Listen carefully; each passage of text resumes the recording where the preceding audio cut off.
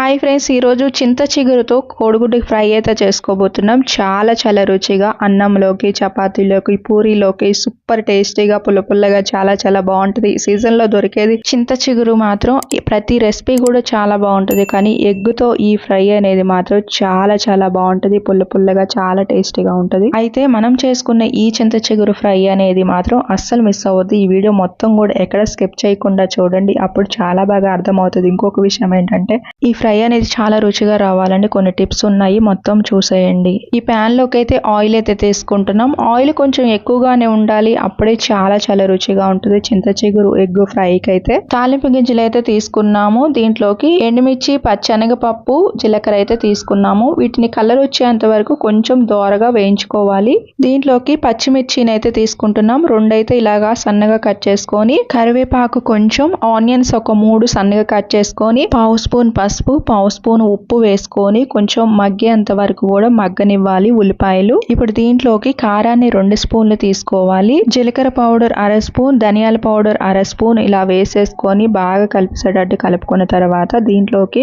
నువ్వుల పౌడర్ అయితే ఇక్కడ ఒక పావు స్పూన్ అయితే తీసుకున్నాం. చాలా రుచిగా ఉంటది. 1 కప్పు దీంట్లోకి చింత చిగురు అయితే తీసుకున్నాము. దీన్ని ఒక్కసారి బాగా కలిసేటట్టు కలుపుకున్న తర్వాత దీంట్లోకి 1 స్పూన్ ఉప్పు తీసుకొని బాగా కలిపేసుకోవాలి. ఉప్పు కారం అయితే మీరు చూసుకొని మీకు తగ్గట్టు మీరు వేసుకోండి. ఇక్కడ 3 కోడిగుడ్లు అయితే ఇలాగ కార్చి తీసుకుంటున్నాము. అది కూడా 1 కప్పు చింత చిగురుకి.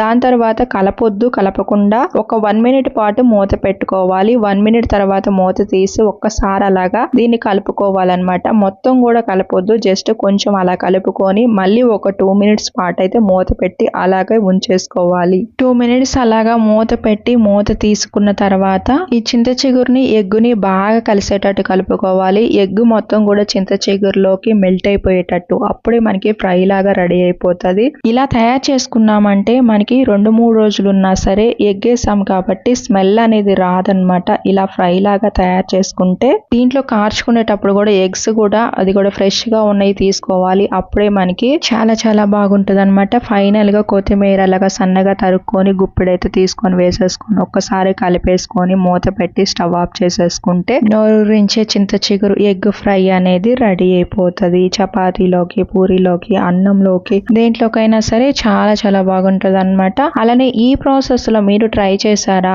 ఇలాగా అనేది ఖచ్చితంగా కామెంట్ చేసి నాతో షేర్ చేసుకోండి. ఇంకెందుకు లేటు, చింత చిగురు సీజన్ కూడా వచ్చేసింది కాబట్టి ఈ రెసిపీ అలానే ఇంకా కొత్త రెసిపీస్ మీరు కూడా ట్రై చేసి చాలా బాగా ఎంజాయ్ చేయండి. అలానే చింత చిగురుతో కారం కూడా తయారు చేసామన్నమాట. అది కూడా షార్ట్ వీడియోలో నేను అప్లోడ్ చేయబోతున్నాను. ఛానల్ ని సబ్స్క్రైబ్ చేసుకొని ఇలానే ఫాలో అవుతుండండి. కొత్త రెసిపీస్ వస్తూ ఉంటాయి.